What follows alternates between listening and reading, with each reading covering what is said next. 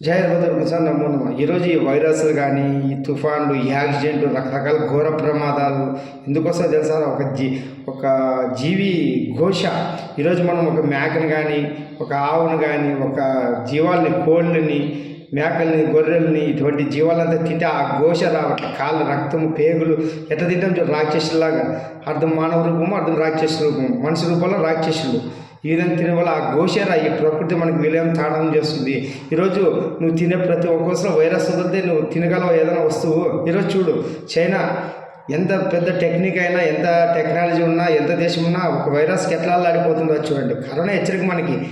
మనం ఏదో డెవలప్ అయ్యామనుకుంటాం. నువ్వు చంద్రమండలం కాదు, ఎక్కడికి పోయినా ఏం లాభమేం ఉండదు.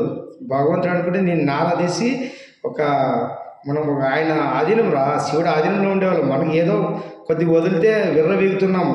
సార్ కరోనా మర్చిపోకూడదు. జీవితంలో గుణపాఠం ఎన్ని గుణపాఠాలు నేర్పినాడు, ప్రపంచానికి గుణపాఠం నేర్పినాడు. మనం మర్చే గుణం ఉంది కాబట్టి మరుస్తున్నాం. మరకూడదురా, చరిత్ర ఎప్పుడు మరకూడదు. భయంతో భక్తితో ఉన్నాడే భూమి మీద వెలుగుతాడు. జయ భద్ర.